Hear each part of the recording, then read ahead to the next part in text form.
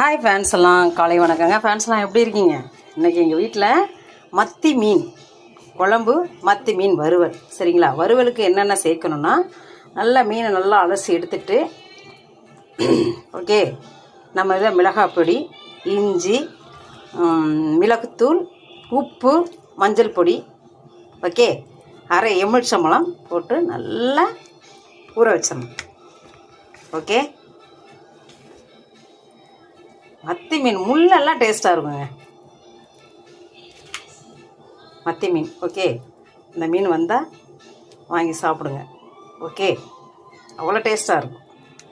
வாழ்கிறதே எதற்காக? சாப்பிட்றதுக்காக தான். வயிறு நல்லா இருந்தால் 3 வேளைக்கும் நிம்மதியான சாப்பாடு. வயிறு கோளாறு ஆச்சுன்னா அது எவ்வளோ பெரிய பணம் கோடி கோடியாக இருந்தாலும், பங்களாவாக இருந்தாலும் பிரயோஜனமே இல்லை. ஓகே, அதனால் நம்ம உடம்புகள் ரொம்ப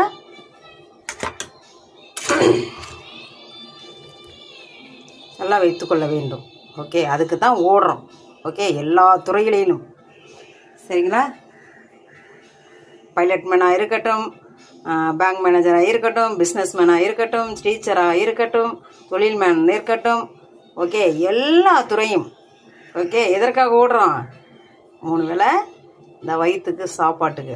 ஓகே, வயிறு என்னும் மிஷின் வேலை செய்ய வேண்டும் என்றால் பூலோகமே இல்லை, அதை உணருங்கள். ஓகே, எதையும் எடுத்துக்கொண்டு போவதில்லை. சண்டை, சச்சரவு, போட்டி, போராமை எதுவுமே வேண்டாம்.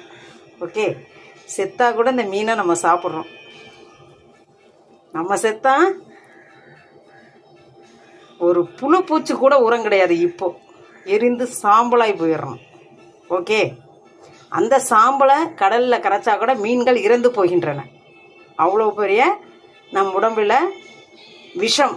அந்த விஷத்தன்மையை நம்ம மனதுக்குள் வைத்துக்கொள்ள வேண்டாம்.